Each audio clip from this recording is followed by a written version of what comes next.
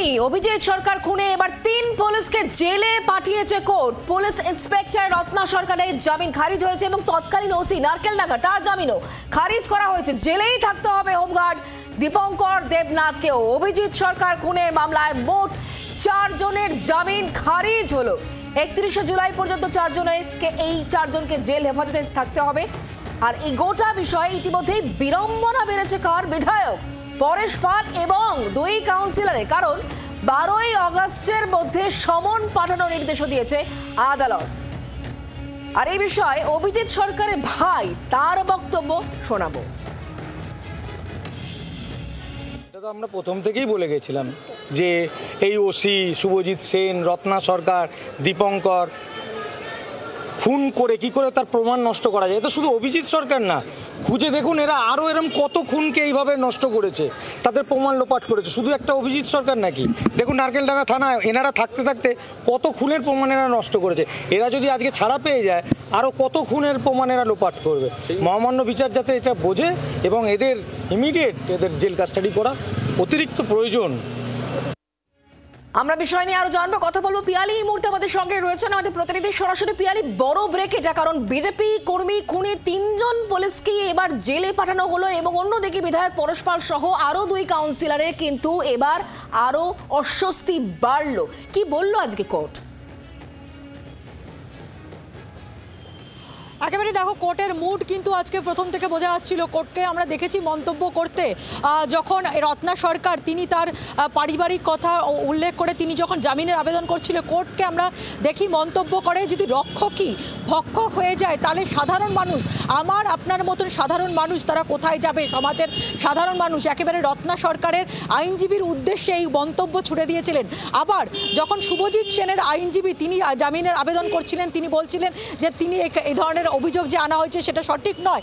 সেই জায়গায় থেকে আমরা দেখি যে আদালত মন্তব্য করেন শুভজিৎ সেন কবে প্রমোশন পেয়েছিলেন জানতে চান। তুমি জানো শুভজিৎ সেন এই ঘটনা যখন ঘটে 2021 সালের মে মাসে, সেই সময় শুভজিৎ সেন তিনি নারকেলডাঙ্গা থানার ওসি ছিলেন। সেই সময় সেই বিষয়ে জানতে চাই যে তিনি কবে প্রমোশন পেয়েছেন এবং আদালতকে তার আইনজীবী জানান যে 21শে মে তিনি প্রমোশন পেয়েছেন। আমরা দেখি আদালত মন্তব্য করে এই রকম একটি দুর্ভাগ্যজনক ঘটনার মাত্র 19 দিনের মধ্যেই তিনি প্রমোশন পান। আদালতের বিচারক তিনি মন্তব্য করেন, রোহন সিনহা তিনি মন্তব্য করেন যে সাধারণত প্রমোশনকে আমরা রিওয়ার্ড হিসেবে দেখে থাকি এবং শুভজিৎ সেন, রত্না সরকার, হোমগার্ড দেবনাথ এদের বিরুদ্ধে যেটা অভিযোগ যে তারা তথ্য প্রমাণ লোপাট করেছে, যে অভিযোগ করা হয়েছিল তার মায়ের কাছ থেকে সাদা কাগজে, বিশ্বজিৎ সরকারের মায়ের কাছ থেকে সাদা কাগজে সই করিয়ে নেওয়া হয়েছিল। আজকে নির্দিষ্টভাবে রত্না সরকারের সম্পর্কে যেটা আদালত জানতে চেয়েছিল, বিজেপি কর্মী খুনে 3 পুলিশকে এবার জেলে পাঠালো কোর্ট এবং এখানে উল্লেখ করা হচ্ছে যে রক্ষকই এখানে কিন্তু ভক্ষক। পুলিশ ইন্সপেক্টর রত্না সরকারের জামিন খারিজ হয়েছে এবং তৎকালীন ওসি নারকেলডাঙ্গার তার জামিনও খারিজ করেছে আদালত। জেলেই থাকতে হবে হোমগার্ড দীপঙ্কর দেবনাথকেও। আমরা কথা বলবো পিয়ালির সঙ্গে। পিয়ালি, তুমি যেটা উল্লেখ করছিলে জামিন খারিজ করা হয়েছে, জেলেই থাকতে হবে এবং এক্ষেত্রে আদালতের বেশ কিছু গুরুত্বপূর্ণ পর্যবেক্ষণ রয়েছে, তুমি যেটা বলছিলে। একেবারে দেখো, আজকে আদালতের যে পর্যবেক্ষণ সেটা থেকে স্পষ্ট হচ্ছিল যে আদালত বারবার করে দুবার এটা উল্লেখ করেছে যে রক্ষকই যদি ভক্ষক হয় তাহলে সাধারণ মানুষ কোথায় যাবে। এবং অত্যন্ত তাৎপর্যপূর্ণ এটা দ্বিতীয় মামলা। এর আগে আমরা আরজি করের মামলাতে দেখেছিলাম। জানতে থাকবো, তুমি আমাদের সঙ্গে থাকো। তবে তার আগে তৃণমূল নেতা জয়প্রকাশ মজুমদার এই মুহূর্তে আমাদের সঙ্গে রয়েছেন টেলিফোন লাইনে। জয়প্রকাশ বাবু, অভিজিৎ সরকার খুনে 3 জন পুলিশ কর্মীকে জেলে পাঠালো কোর্ট। শুধু তাই নয়, এক্ষেত্রে আদালতের বক্তব্য এটাই, রক্ষকে যদি ভক্ষকের ভূমিকা পালন করে সাধারণ মানুষ যাবে তো কোথায় যাবে? কি বলবেন আপনি?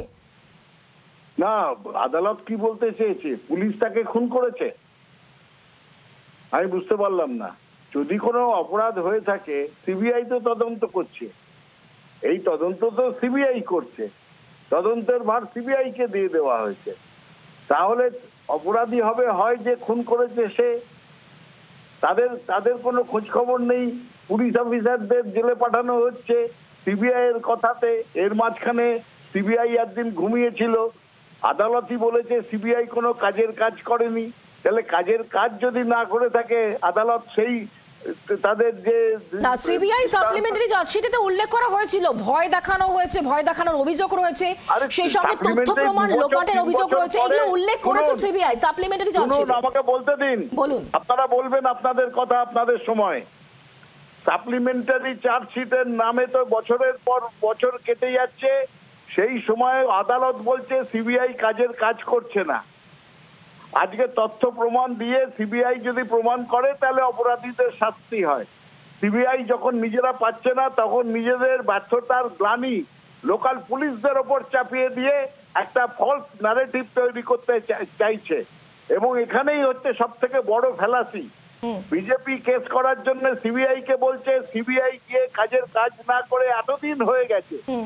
অপরাধীটাকে যদি খুন হয়ে থাকে তাহলে খুনটা কে করেছে আমরা জানতে চাইছি, মানুষ জানতে চাইছে। আপনারা জানেন কে খুন করেছে?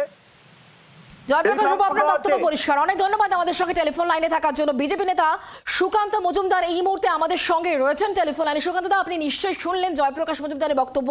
উনি একটা বক্তব্য পেশ করলেন যেখানে একটা কোথাও গিয়ে উনি বলতে চাইছেন একটা ন্যারেটিভ সেট করার চেষ্টা করা হচ্ছে। সিবিআই তো তদন্ত করছে, তাহলে আসলটা বেরিয়ে আসছে না কেন? কি বলবেন আপনি? দেখুন, আজকে তৃণমূল কংগ্রেসের পক্ষ থেকে যিনি বললেন তার বক্তব্য কতটা ইনসেনসিটিভ ভাবুন। যে যদি খুন হয়ে থাকে মানে তার মানে কি অভিজিৎ সরকার নিজেই ইট দিয়ে নিজের মাথা থেতলেছিলেন? সম্ভব কারো পক্ষে? ওটা বাংলার মানুষ দেখেছে, অভিজিৎ সরকার লাইভ করেছে ফেসবুকে যে কিভাবে তাকে মারা হয়েছে, এমনকি তার গর্ভবতী যে কুকুরগুলো ছিল তাকে পর্যন্ত ছাড়া হয়নি। এই তৃণমূল কংগ্রেসের নৃশংস বাহিনী যারা, হারমাত যারা, আর তাদের হয়ে গলা ফাটাচ্ছে তৃণমূল কংগ্রেস। ভাবতে অবাক লাগে যে এদের মধ্যে মনুষ্যত্ব বোধ বলে কিছু আছে কি নয়। বাঙালি তো এরকম ছিল না। এই বাঙালিকে তো আমরা চিনি না।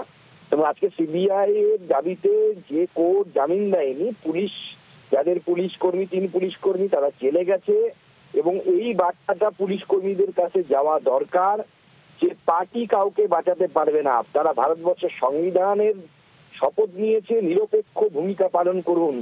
বিজেপির হয়ে কাজ করতে হবে না, আপনি সংবিধানের হয়ে কাজ করুন। তৃণমূলের হয়েও কাজ করবেন না, সংবিধানের হয়ে কাজ করুন, নিরপেক্ষ ভূমিকা পালন করুন, মানুষ সম্মান করবে, না হলে এইভাবে জেলে যাবেন। ধন্যবাদ সুকান্ত বাবু আমাদের সঙ্গে টেলিফোন লাইনে থাকার জন্য। সুকান্ত মজুমদার কেন্দ্রীয় শিক্ষা প্রতিমন্ত্রী, তিনি আমাদের সঙ্গে ছিলেন টেলিফোন লাইনে। আর এই বিষয়ে নিয়ে আইনজীবীর বক্তব্য কি শোনাবো। এই মামলাতে আরও যে 18 জনের এগেনস্টে সাপ্লিমেন্টারি চার্জশিট দেওয়া হয়েছিল তাদের মধ্যে 10 জন আজকে বেল পেয়ার করেছিলেন এবং কোর্টে অ্যাপিয়ার করেছিলেন। তাদের মধ্যে 4 জনকে আজকে কাস্টাডি নেওয়া হয়েছে। তার মধ্যে 4 জনের মধ্যে 3 জন যিনি আছেন তারা পুলিশ পার্সন আছেন। তৎকালীন সেই সময়কার নারকেলডাঙ্গা পিএসের যে ওসি ছিলেন তাকে নেওয়া হয়েছে, একজন লেডি এসআইকে নেওয়া হয়েছে এবং একজন হোমগার্ডকে নেওয়া হয়েছে। এই 3 জন ছাড়াও আরেকজন অ্যাকিউজ যিনি ছিলেন এই মামলার সাথে ওতপ্রোতভাবে জড়িত ছিলেন তাকেও কাস্টাডি নেওয়া হয়েছে, এবং বাকি যে 6 জন ছিল তাদেরকে শর্ত সাপেক্ষে জামিন দেওয়া হয়েছে। বিজেপি কর্মী খুনে 3 পুলিশ কর্মীকে জেলে পাঠালো কোর্ট। পুলিশ ইন্সপেক্টর রত্না সরকার তার জামিন খারিজ করা হয়েছে। এছাড়াও তৎকালীন ওসি নারকেলডাঙ্গা তার জামিন খারিজ হয়েছে। আর জেলেই থাকতে হবে হোমগার্ড দীপঙ্কর দেবনাথকে। অভিজিৎ সরকার খুনের মামলায় মোট 4 জনের জামিন খারিজ হয়ে গেল এবং 31শে জুলাই পর্যন্ত 4 জনের জেল হেফাজত হলো। আর অন্যদিকে বিড়ম্বনা বাড়ল বিধায়ক পরেশ পাল এবং 2 জন কাউন্সিলরের। আগামী 12ই আগস্টের মধ্যে সমন পাঠানোর নির্দেশ দেওয়া হয়েছে আদালতের তরফ থেকে। পুলিশ ইন্সপেক্টর রত্না সরকার তার জামিন খারিজ হয়েছে। তৎকালীন ওসি নারকেলডাঙ্গার তার জামিন খারিজ হয়েছে। অন্যদিকে জেলেই থাকতে হবে হোমগার্ড দীপঙ্কর দেবনাথকেও। অভিজিৎ সরকার খুনের মামলায় মোট 4 জনের জামিন খারিজ করা হয়েছে আদালতের তরফ থেকে। 31শে জুলাই পর্যন্ত 4 জনকে জেলেই থাকতে হবে এমনই নির্দেশ আদালতের। অন্যদিকে বিড়ম্বনা বাড়ল বিধায়ক পরেশ পালের সঙ্গে 2 কাউন্সিলরেরও। আগামী 12ই আগস্টের মধ্যে সমন পাঠানোর নির্দেশ দেওয়া হয়েছে আদালতের তরফ থেকে। অভিজিৎ সরকার খুনের মামলায় নারকেলডাঙ্গা থানার তৎকালীন ওসি, তৎকালীন লেডি সাব ইন্সপেক্টর রত্না সরকার এবং হোমগার্ডকে জেলে পাঠালো। এদের বিরুদ্ধে তথ্য প্রমাণ লোপাট, ভয় দেখানোর অভিযোগ সহ একাধিক অভিযোগ সিবিআই সাপ্লিমেন্টারি চার্জশিটে উল্লেখ রয়েছে। সুজন চক্রবর্তী সিপিআইএম নেতা এই মুহূর্তে আমাদের সঙ্গে রয়েছেন টেলিফোন লাইনে। সুজন দা, অভিজিৎ সরকার খুনের মামলায় 4 জনের জামিন খারিজ করা হলো। তৎকালীন নারকেলডাঙ্গা থানার ওসি এবং লেডি ইন্সপেক্টর রত্না সরকার তার জামিনও খারিজ করা হলো। অন্যদিকে বিধায়ক পরেশ পাল সহ 2 জন কাউন্সিলরের অস্বস্তি আরো বাড়লো।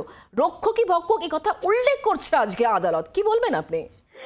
দেখুন, ভোট পরবর্তী হিংসা ভয়াবহ পশ্চিমবাংলায়, নিয়ে কোনো সন্দেহ নেই। এবং এ নিয়েও কোনো সন্দেহ নেই যে সেক্ষেত্রে গত 5 বছর লেগে গেল সিবিআই এর তার তদন্ত কমপ্লিট করতে, এখনো পর্যন্ত কমপ্লিট করতে পারলো না। আর কত অযোগ্যতার প্রমাণ দেবে সিবিআই, নাকি দিল্লিওয়ালারা চায় না পশ্চিমবাংলায় তদন্ত ঠিক মতো করে হোক? কোনটা?